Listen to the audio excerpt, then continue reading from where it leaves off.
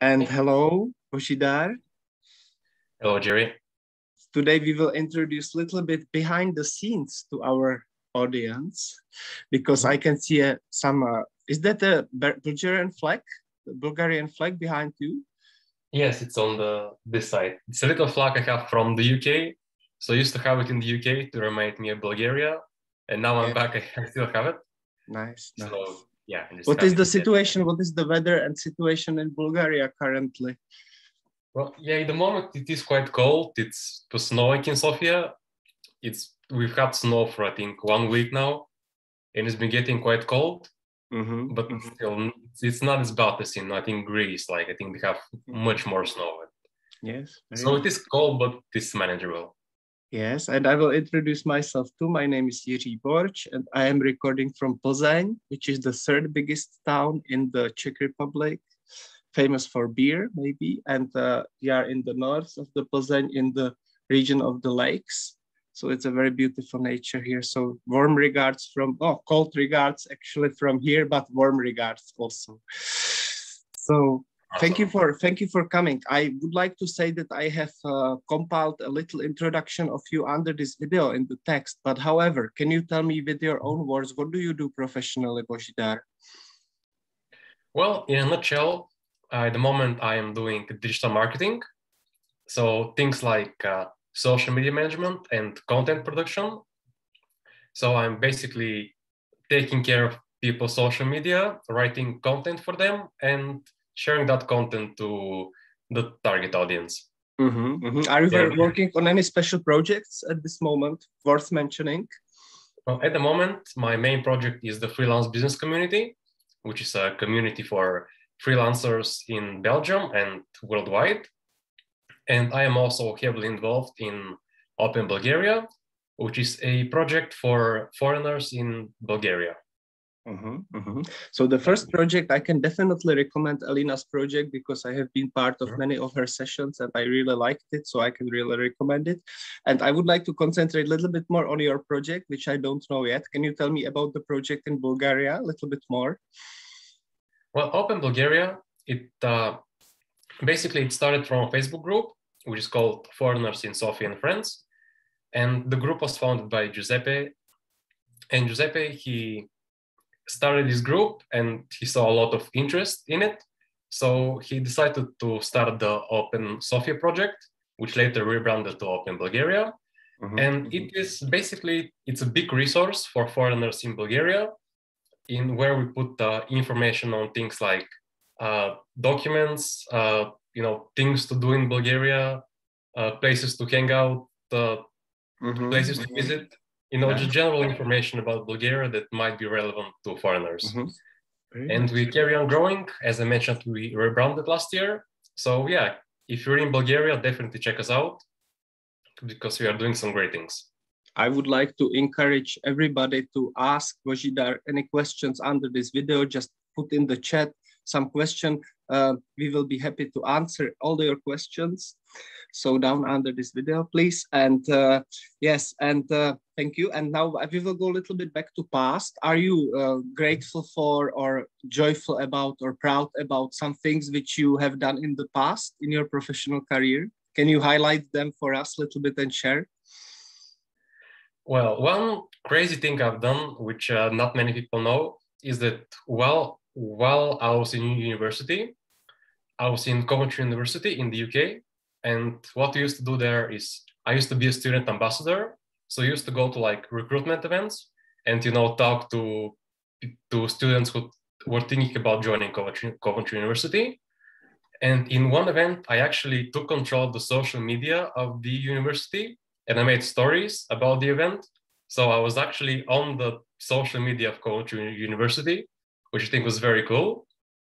So that's like my big crazy highlight. But in terms of more normal things, I would say it's just getting the chance to share my writing with people because I love writing. I write all the time. I write about a lot of different things. So just having the ability to write things and share them with people and have those things be useful, I think on a small scale, I'm very grateful for that and to be able to do that every single day. Yes, you have actually helped me to ask my next question.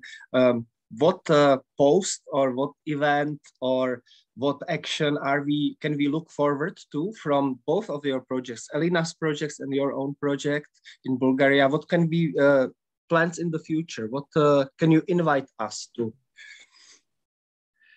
Well, for the freelance business community, at the moment, we are taking a step back. We are evaluating what we are doing, what we did in the past year, and what we would like to do in the future.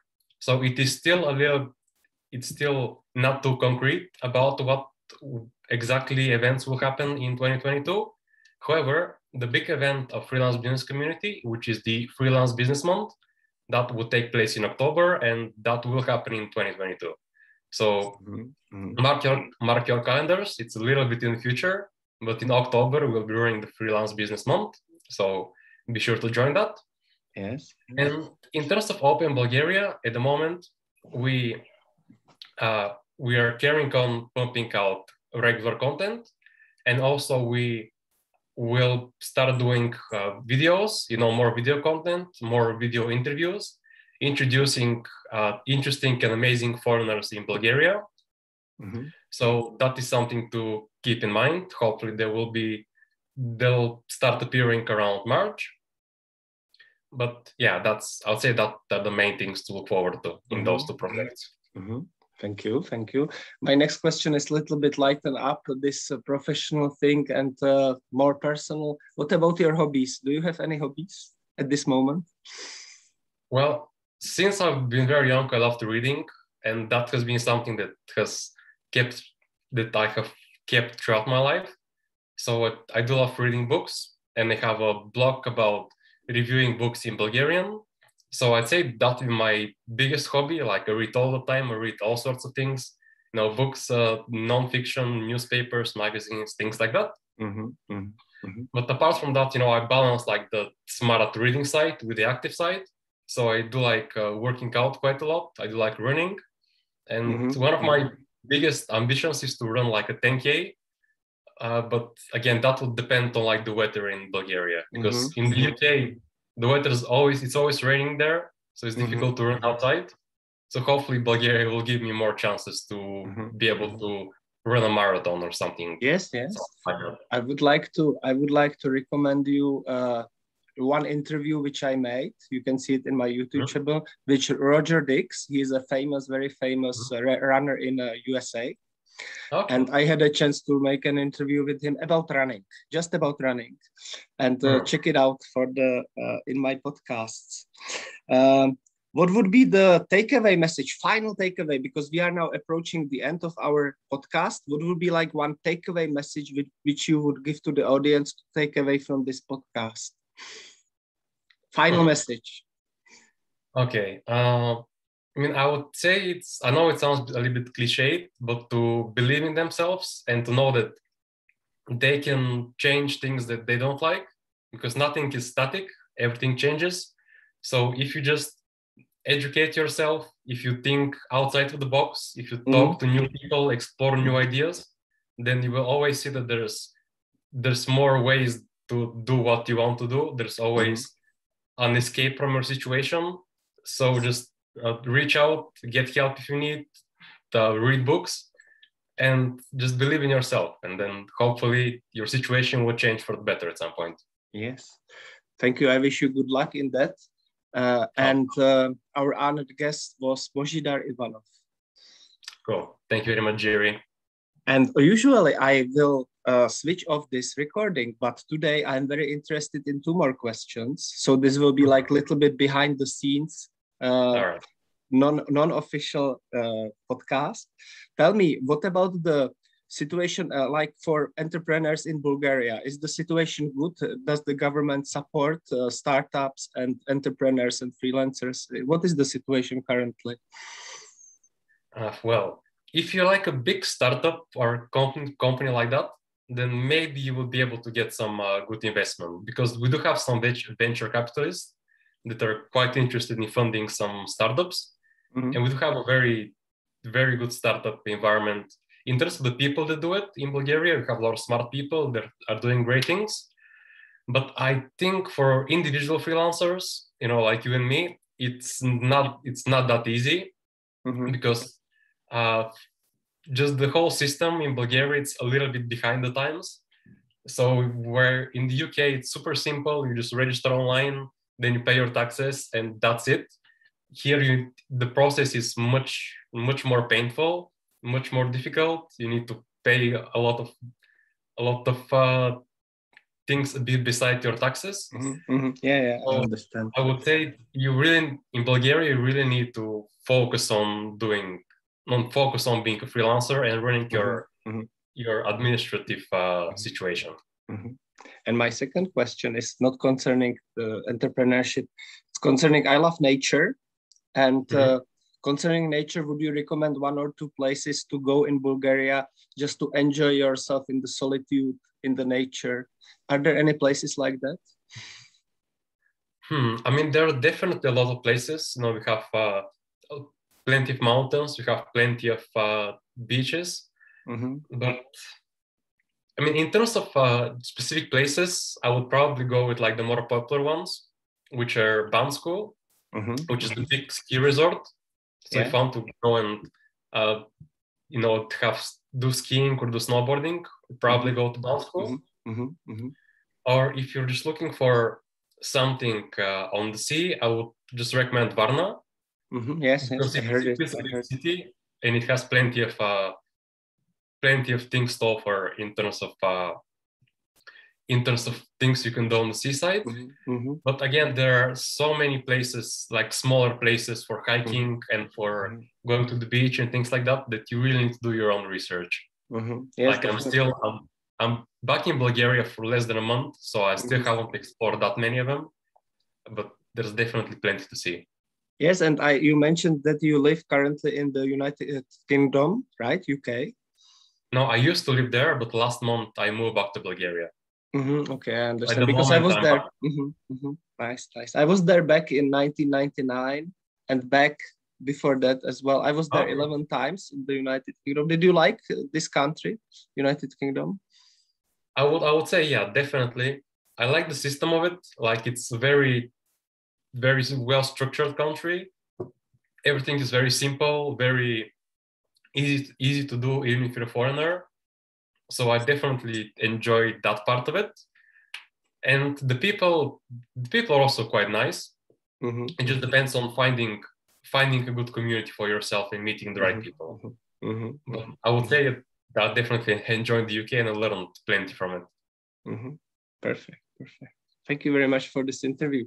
Do you have any questions for me before, or maybe I should stop recording right now? Or do you want to officially ask me any questions in the podcast?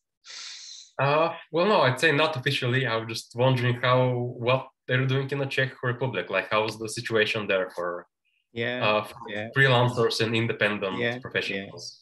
I would say that, as I heard what you were saying, it's similar to Bulgaria. Very difficult to be an entrepreneur in the Czech Republic, definitely. Very difficult. Yeah, I would say.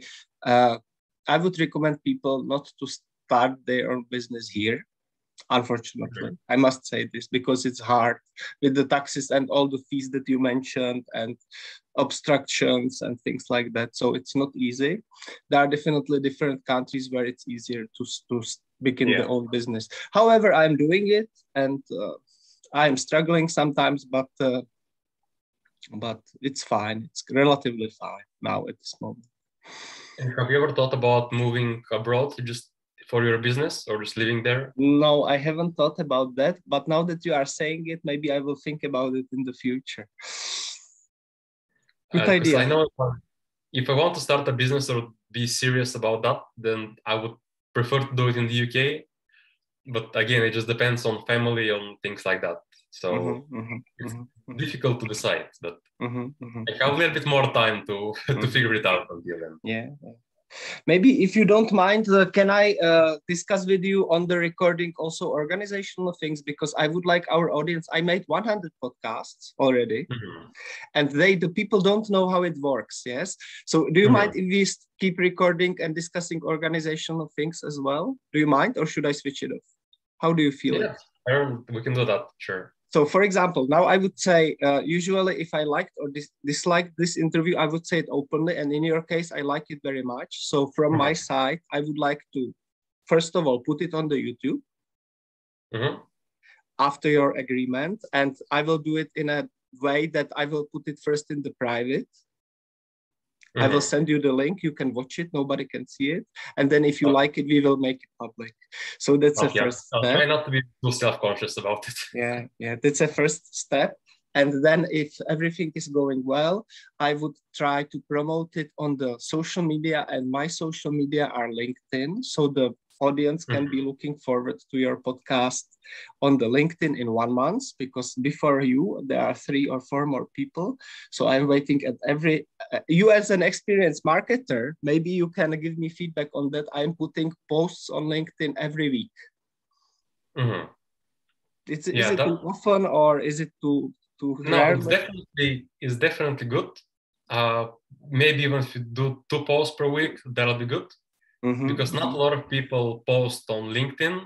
So just even if you post a little bit, you're still like moving your chances to be seen very much. So definitely don't be afraid to post. Thank you. Thank you for your advice.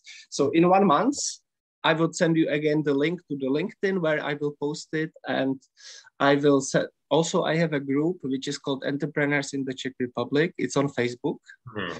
I would like to welcome you there as well. However, this is in Czech. So this is one disadvantage that this is in Czech, but some of the people there speak English, because usually when people are educated, they speak English, but majority of the people in the Czech Republic don't speak English. This is very interesting facts, which I didn't know statistically before, and I just heard it recently. So and I agree with it. Yeah, it's true, maybe. So these 2 places, if you agree with this, I would put it later. And yes, that's it for today. Yeah, awesome. Cool. Perfect. Thank you very much. Send me things on the email. You have my email, I think. Yes, definitely. Or if not, on LinkedIn, and then we'll see them. In email, everything will happen. Cool. Thank you, Bozihdar. Take care. Bye-bye. Thank you very much, Jerry. It was so great speaking to you. Thank you.